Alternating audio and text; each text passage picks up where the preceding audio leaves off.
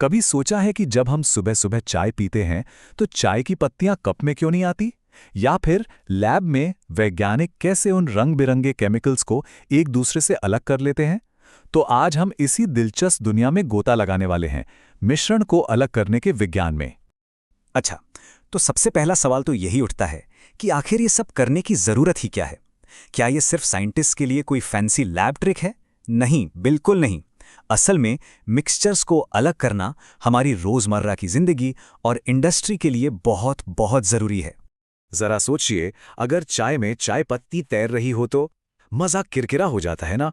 या अगर हम दूध से मक्खन ना निकाल पाते, या समंदर के पानी से वो ज़रूरी नमक हासिल ना कर पाते। तो देखिए, हम चीज़ों को अलग करते हैं ताकि बेकार चीज़ों को हटा सकें, ताम की चीज़ें निकाल सकें, या फिर किसी चीज़ को उसके एकदम शुद्ध रूप में हासिल कर सकें। तो चलिए, तैयार हो जाइए, हम एक छोटी सी वैज्ञानिक यात्रा पर निकल रहे हैं। हम शुरू करेंगे क्यों से, फिर उस गुप्त कुंजी को समझेंगे जो ये सब मुमकिन बनाती है।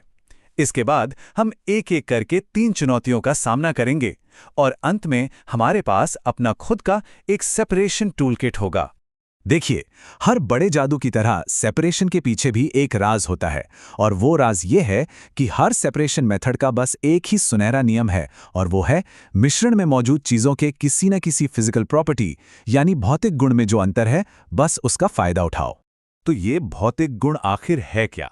आसान भाषा में, ये किसी भी चीज़ की वो खासियत है जिसे हम उसे बिना बदले देख या माप सकते हैं। जैसे किसी चीज़ का रंग, उसका तापमान, या वो कितनी भारी है। हम उस पदार्थ को बदल नहीं रहे हैं, बस उसकी खासियत को देख रहे हैं। और ये हैं हमारी कुछ वैज्ञानिक सुपर पावर्स।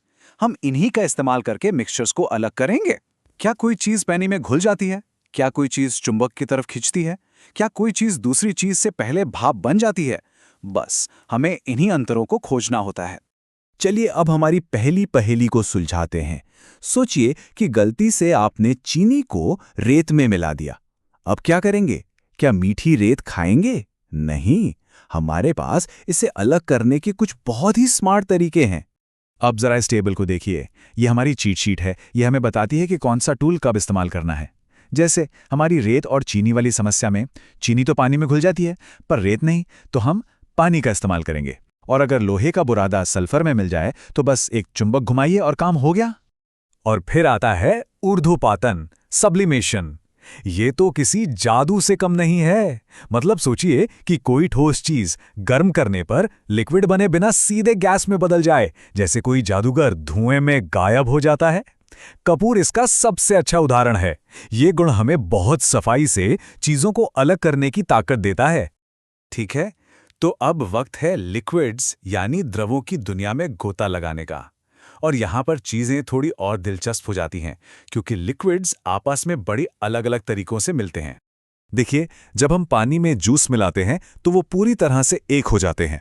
इन्हें कहते हैं मिश्रणीय या मिक्सेबल लिक्विड्स। लेकिन जब हम पानी में तेल डालते हैं तो वो कभी नहीं मिलते, हमेशा अलग अलग परतें बनाकर रहते हैं। ये हैं अमिश्रणीय या इमिसिबल लिक्विड्स, और हमें कौन सी तकनीक इस्तेमाल करनी है वो पूरी तरह से इसी बात पर निर्भर करता है।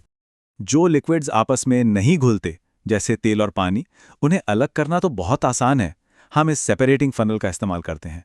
पानी भारी होने की वजह से नीचे बैठ जाता है। हम बस नल खोलते हैं, पानी को बहने देते हैं, और जैसे ही तेल की परत नीचे आती है, नल बंद कर देते हैं।